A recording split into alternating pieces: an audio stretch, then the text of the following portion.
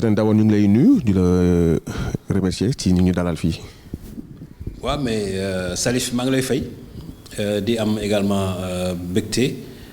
bi nga ñëwee en tout cas fii ci fédération bi sama bureau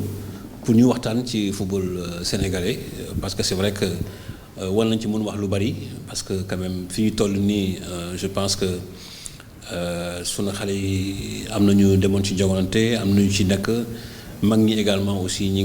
ngi waaj a dugg également jogante au mois de juin n'est-ce pas fële en Égypte ak yu bari yoo nga xam ne ay projets yoo xam ne également aussi fédération mi ngi koy dérouler baax na également nit ñi xam exactement li ñuy def daal parce que football bi quand même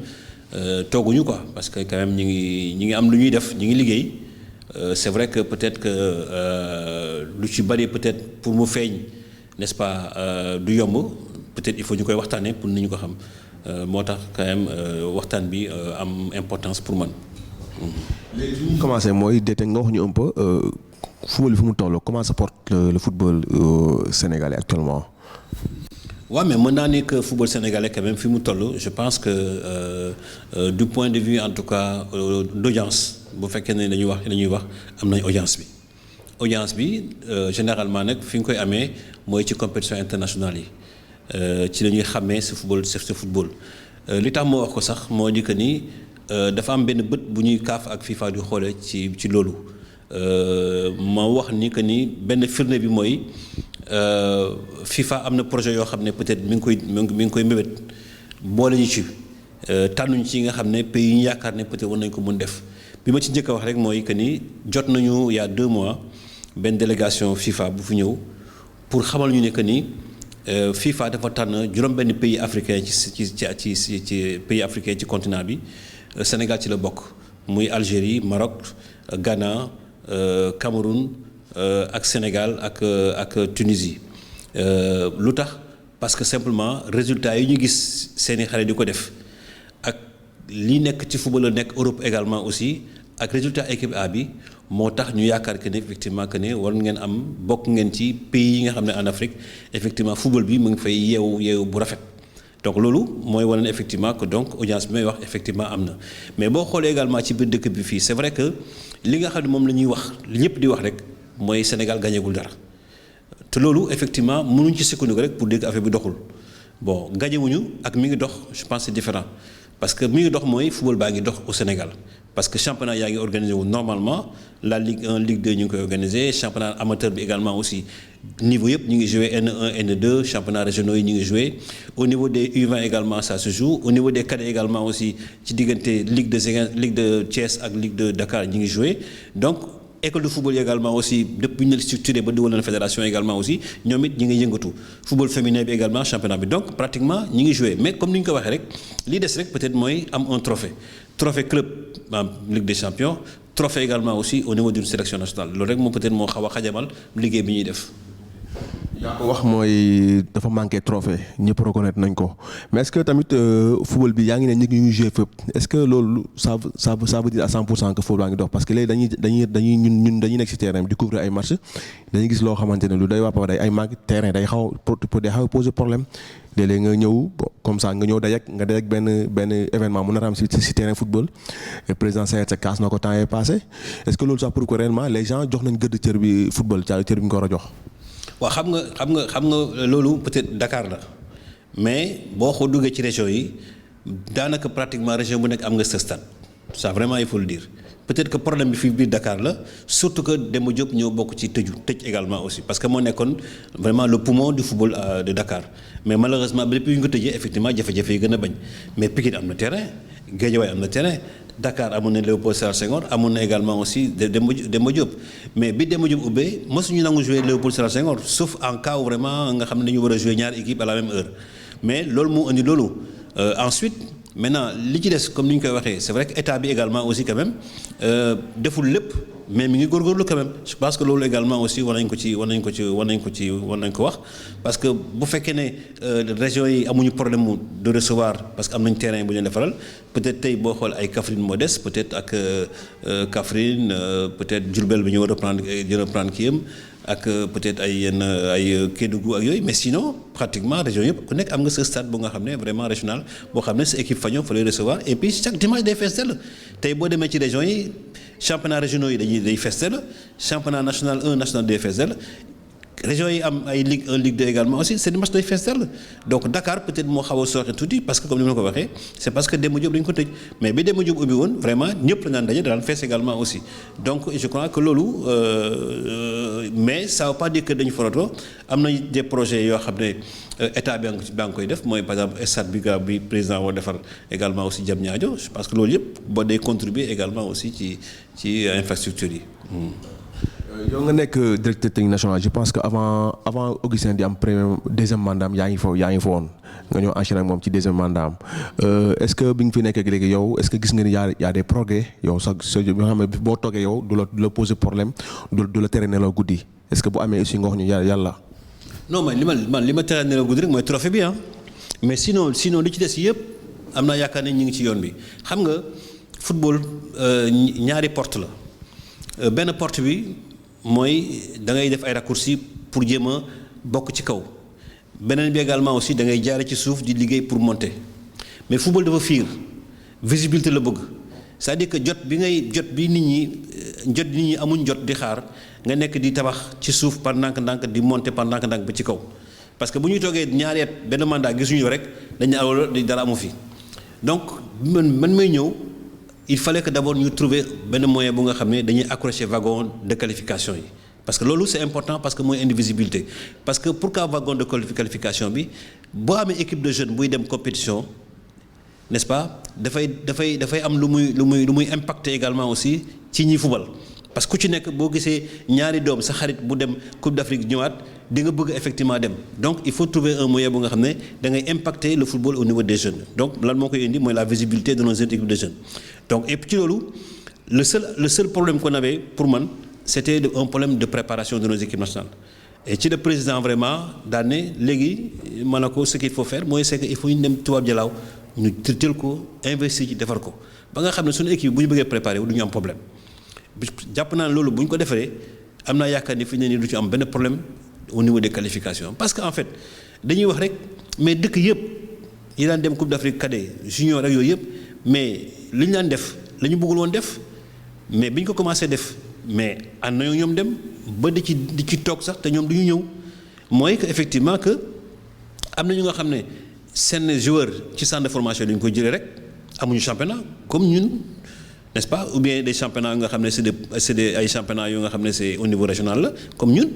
mais bu ñuy choisir dañuy dem effectivement ci yenn académie yenn centre de formation yi nga xam ne ay anciens entraîneurs ñoo ko fa def mais génn fa la Côte d'Ivoire lu tax mu daan ñëw c'est parce que amoon na centre de formation Jean-Marc Guiu c'est le seul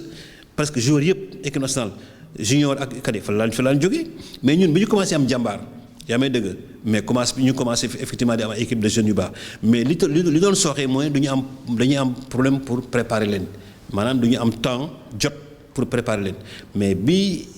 tubaab jëlaa ñëwee gis ngeen ni amatuñu problème boobu c'est-à-dire que équipe bi dañuy dugg di préparer comme ni ñu bëggee et résultats yi commencé suivre donc maintenant léegi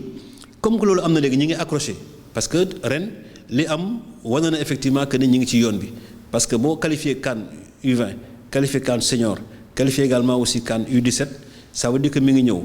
cadet yi depuis 2011 demuñu woon ñu ngi commencé dem et je pense que on va s'accrocher pour dem régulièrement CAN U20 yi réglé nañ ko parce que ça fait 3 années CAN successives ñi ngi ñëw di bay final di dem coupe du monde donc ça également aussi je pense que ni ñu ciy liggéey il faut que ñu continuer di ko pérenniser maintenant li des léegi nag mooy le développement du football à la base maintenant léegi mën nañu commencer maintenant léegi développer et ci loolu lañu nekk depuis 2 ans et am xéewal bu nga xam ne FIFA moo ko indi mooy le projet Forward maanaam daf la demander la ne la da nga xaalis baa ngi nii mais dafa am projet yoo xam ne boo ko defee nga jël xaalis bi ci loolu ñu discuter waxtaan xool projet yi ñuy def projet yi maanaam tënku na ci football de base maanaam au niveau des écoles de au niveau des établissements scolaires tënku na ci footballu xale yi maanaam mooy école de football yi parce que foofu aussi il faut ma taxaw ci tuuti parce que école de football yi dañu bàyyoon à eux à elle-même mais depuis que nous mettons en place la CONEF CONEF bi léegi accepté léegi dugg comme organe affilié organe affilié au niveau de la fédération donc ñu jox leen une certaine organisation bu nga xam ne permettre nañu ñu am regard ci seen organisation et puis amal leen une forme d'organisation bu nga xam ne daañu mën a au moins avoir une compétition de U15 boo xam ne et ci loolu tënku na ci foofu parce que am nañ ci benn projet de football de U15. ci wàllu jigéen ñi également aussi ñu trouver également aussi benn projet boo nga xam ne U15 ak U16 yu jigéen ñi yi nekk Dakar ak Ziguinchor ñoo def del projet boobu bërkat démb laa jógee Ziguinchor pour dem signer convention pour waxtaan ak IA bi pour ñu signer une convention pour mën a utiliser effectivement le service scolaire mu des Dakar. ensuite mu tënk ko également naa ci bi li nga xam ne moo ñu soxal mooy surtout U17 yi parce que U17 dafa nekk problème ci football sénégalais li tax mu nekk problème mooy daanaka xale yi ku ci am 16 ans dootoo bëgg a dem defi carte d'identité da ngay bloqué wu bon li tax nga bloqué wu mooy bëggoo tëj sa bopp léegi parce que boo tëjee sa bopp léegi tu vois am carte d'identité n'est-ce pas am passeport tout de suite da ngay bloqué wu dootoo avancer léegi nag problème boobu la club bi am tey boo xoolee tey championnat régional U17 ñaari région ñoo koy organiser muy Dakar muy Thiès. Et encore que Dakar, malgré qu'il y a 90 clubs, mais il n'y a que 20 clubs qui compétent en cadet. Ça veut dire qu'il n'y a que 20 clubs qui ont U17.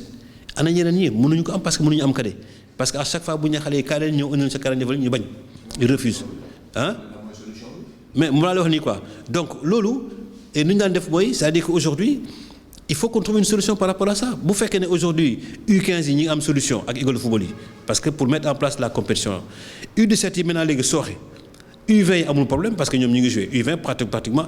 région yëpp ñu ngi organisé championnat U20 ñu ne léegi daañu ñun DTN parce que loolu mooy suñu soxla parce que ñun ensuite il faut que nit ñi xam ne ñun DTN fédération ñun DTN du organiser compétition c'est la fédération par le biais des ligues régionales ñoo organiser compétition U17 ak U20 mais ñun bu ñu gisee ne y a un problème quelque part ci compétition yi ñun mën nañu réfléchir pour xool naka la ñu mën a créer une compétition ci la ñu créer la compétition U17 bi ngeen déggoon daaw ñu koy wax boo xam ne dañu ne comme que club yi amuñu benn moyen de pression pour ne leen il faut ngay mettre en place obligatoirement une équipe de U17 mais am na ñu nga xam ne dans le cahier de charge dañ leen ko imposer pour ñu def ko nañu profité maintenant léegi ci compétition bi imposer ko Ligue 1 ak Ligue 2 ñu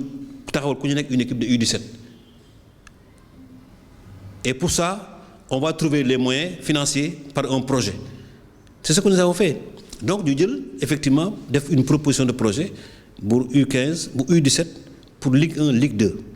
On a fait 4 poules de 7 pour développer une compétition pour au moins, quand même, imposer Ligue 1 à Ligue 2, nous jouer en U17. Et bien, qu'on proposait, effectivement, c'était une bonne proposition. On a fait le projet, FIFA valide le projet. Bon financement. Mais malheureusement, la Ligue professionnelle de Football, maladroitement, bien sûr, lolo, mais nit ñi braqué wu ne pourquoi oui la Ligue pro et pourquoi pas la Ligue amateur donc mu nekk un débat bu nga xam ne stérile boo xam ne vraiment pour man débat stérile la mais débat boobu malheureusement ay président club ñoo ko alimenté di ci créer ay réunions def ay réunions partout vraiment mënu moon comprendre loolu lu tax loolu ba loolu ñëw en comité exécutif yaa may dégg créer confusion dans le comité exécutif ñu bloqué dans le bon entendant ñu xam il faut que ñu bloqué pour xam lan la quoi alors que compétition boobu tey bu fekkoon continué woon na tey dafa doon permettre effectivement suñu initiative yi dem ñu doon compétir régulièrement dans le club c'est déjà une bonne chose malheureusement ça n'a pas été fait mais beneen bi mooy maa ngi lay wax léegi ne la am na benn délégation FIFA bu fi ñëwoon pour tànn ñu ci 6 pays yooyu xam nga lu ñuy wax fi ne nii dañu Sénégal léegi ñëw nañu fi gis nañu centre de formation Jambar gis Génération Foot gis également aussi les résultats Dakar Sacré-Cœur ak résultats yi ngeen ne ci football vraiment ñun mën nañ ne yéen da ngeen di bokk ci projet bi mais lenn rek moo leen dese mooy il faut ngeen wutal ñu benn championnat U17 ou U19 ou U20 boo xam ne moom mooy tax ngeen remplir tous les critères pour être éligible ci projet bi mais loolu bu fekkoon ne tey U17 bi commencé woon nañ ko tey tout de suite on est éligible mais on est éligible à condition que ñu organiser compétition bii et projet bi xam nga la projet bi c'est $1,600,000 pour 4 ans boo xam ne la FIFA moo ñu koy jox ci naka def nañu su ngeen éligible ba bokk ci ñi tànn à chaque fois ngeen organiser benn compétition bu leen jaralee $100,000 man ma yokkal leen $100,000 bu leen jaralee $250,000 ma yokkal leen $250,000 donc tey bu ñu góorgóorloo ba organiser compétition bi ba éligible c'est-à-dire am nañu possibilité am na xaalis bu nga xam ne mën nañ ko reverser maintenant léegi au niveau des compétitions encore de jeunes. mais est-ce que léegi fii combien de temps nga mën a garantie ñii di compétition bi dina am fii combien de temps surtout dina am bu dee dina am aussi nga wax ñu fii combien de temps. non c'est-à-dire que fii ba déwén c'est-à-dire que na commencé rek déwén et je pense que incha allah ñi ngi waxtaan suñu biir pour nga nit ñi mën a comprendre effectivement que affaire bi du ségrégation nekkul ni effectivement que dañuy farfaral nii bàyyi nii quoi mais dafa fekk à partir du moment où clubs nationaux yi ak clubs régionaux yi mënuñ leen imposer ñu am cadet mais au moins club yi nga xam ne seen cahier de charge imposer leen loolu ñoom ñu imposer leen au moins loolu wutal leen compétition bi en attendant maintenant au fur et à mesure qu'on avance daañu gën a améliorer compétition yi au niveau des régions avoir plus de moyens pour joxaat régions yi pour ñu organiser wu et ensuite maintenant fexe ba U15 yi nga xam ne ñoo nekk ci suuf yéeg dem fekk maintenant je pense que loolu mooy développement bi et aujourd'hui dañu bëgg en 2019 les compétitions de U15 bi ñu commencé mu sax U17 bi di xam U19 également aussi am compétition et loolu je pense que tey bés bu Sénégal parce que loolu dafa nekk lu nga xam ne dafa am importance xam nga lu tax ma koy wax mooy FIFA dañu seetlu benn mbir dañuy seetlu mooy nee nañu pays africains yi ak yeneen continent yi li tax Europe raw leen c'est que ñun dañu yem ci U17 ak U20 alors que ñële dañuy def U15 dañuy def U13 def U15 def U16 def U17 def U18 U19 U20 mais ñun bu ñu joué par exemple suñu xale yi bu ñu joué U17 beneen compétition bi ñu éligible mooy U20 mais entre U17 et U20 y a combien d'années xale yi bu ñu amul compétition ci diggante bi benn U18 wala benn U19 dañ toog 2 ans duñu jouer alors qu'en Europe seeni morom ñi ngi jouer régulièrement dañuy nelaw donc loolu mooy tax en U17 les pays africains ak yeneen continents yi mën nañu def ay résultats yu baax à Coupe du Monde mais une fois que ñu yéeg en U20 mais day am ab jafe-jafe.